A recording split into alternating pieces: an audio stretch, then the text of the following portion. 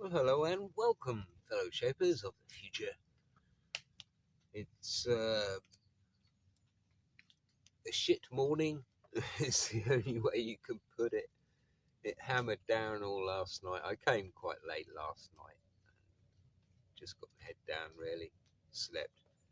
And here we are. I stayed dry. The good old bender is doing its job admirably.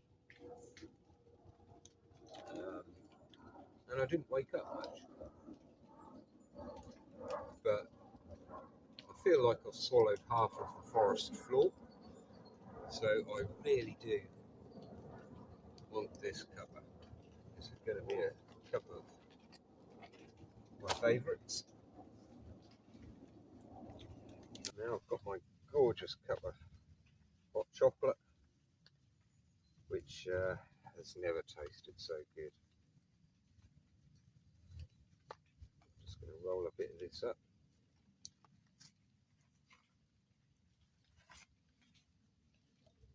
Just your standard kitchen towel. And then we're just going to plonk it in there like that. We will trim the end off. I would recommend lamp oil. This is quite cheap and it's lemon scented. You can use chicken fat, I would recommend, because it stays kind of liquid. It doesn't go into a fatty substance, which is quite thick. Viscosity. Gotta love that word. It doesn't solidify. Chicken oil, and whilst you can still do it with oils that do solidify, you would have to heat them up a little bit first. So I've got the lid on that, and just pop a little light on that top there. That is a bit tall. You only need 3/4 of a centimetre, and that is about a centimetre, so it'll be a tall flame.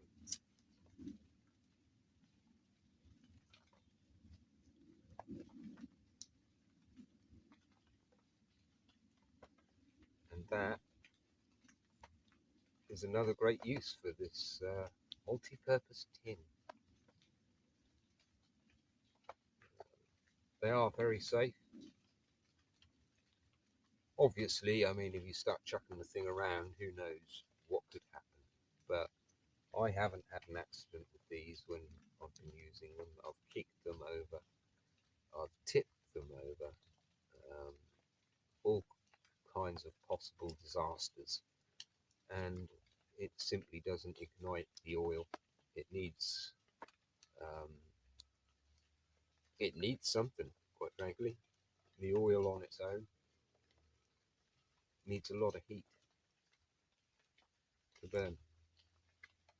So if that's spilt over, the oil would actually just snuff the flame out, would you believe?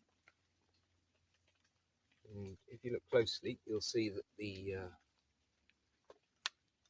little wick we made from the kitchen towel doesn't burn. Now I've got several wicks that I purchased, and they do burn, and they also give off a toxic cotton kind of smell and smoke. And it's quite often a black smoke that comes off of it. So I found with this, as you can see there, that's not black smoke, that is a white smoke, which, well, we all know the differences between white and black smoke, don't we? Widely considered that black smoke is more pollutant than white smoke. I guess there's exceptions to that, I really don't know, but that's just my theory. And it's amazing what a little light like that can do in an aesthetic way. On this cold, damp morning, and it's very dark, quite frankly. I've got an extra light down here, 1,000 lumens shining into my eyes, which is probably why I'm not really looking into the camera that much. So every time I do, I get blinded. But it's just trying to bring a bit more light in here, because these hazel trees really do create a great shadow from the sky. And at night, it's very dark in these hazels. Very. Which I don't mind. So here we are again. The sun's just managed to pop out and it's finally stopped raining. So time to play. We've got the boomerang again. This time I took a huge chunk out the middle, as you can tell by the dimples. I've probably taken an extra 3mm off that middle. And we've still got the dimple effect on the outsides. So hopefully the outsides will fly faster than the middle because of the dimple effect. And it will spin faster. Yeah, I'm clutching at straws here, guys. I mean, I'm desperate to make this thing work. And I'm probably just chasing rainbows with it, to be fair, but let's give it a go.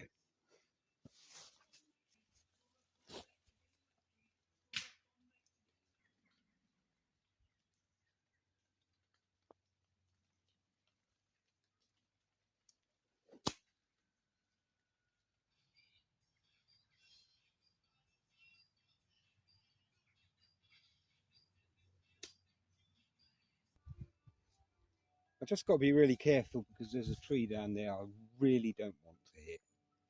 So if it goes into that bush, I don't mind, even if I lose it, but I must not hit that tree.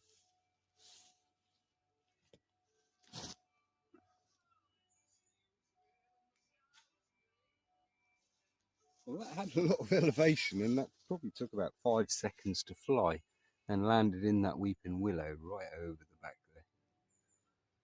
Hopefully it's not stuck up in that willow, but it was quite high. Yeah, I just gave it a bit of a lift, and it went. There's a remarkable difference at the moment compared to my last tests.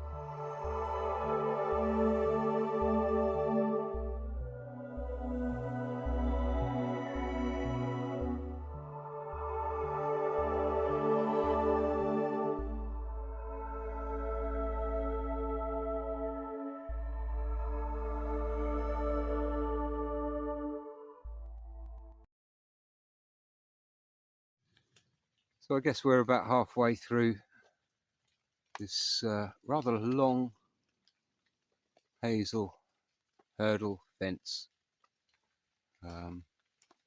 Hasn't taken that long really. It's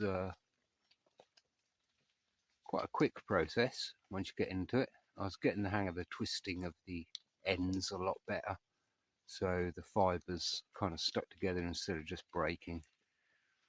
Of course there was a few that broke, but yeah, mostly they are twisted round so it forms like a rope on each end of it as it dries out.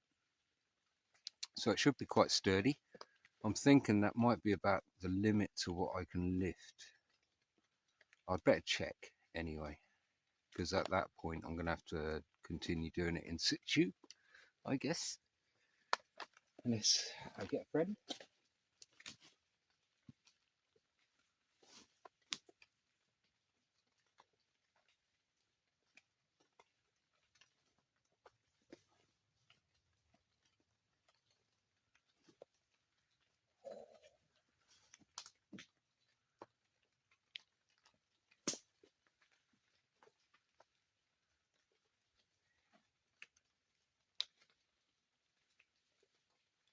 Yeah,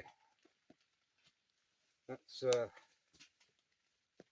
lifting out of the ground nicely.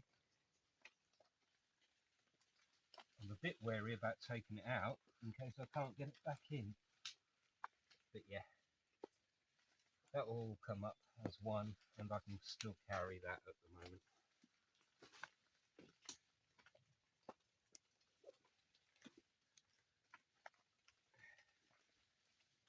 Quite sturdy.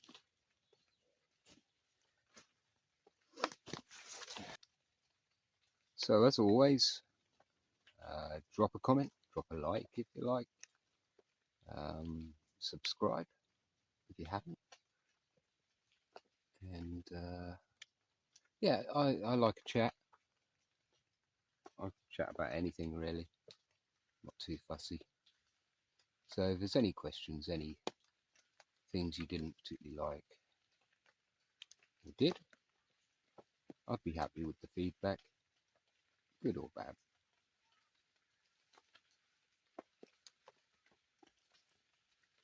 Of course, if it's bad, I shall have to punish you, but that's neither here nor there. No, I really don't care. You know, I'm doing this for other reasons, really.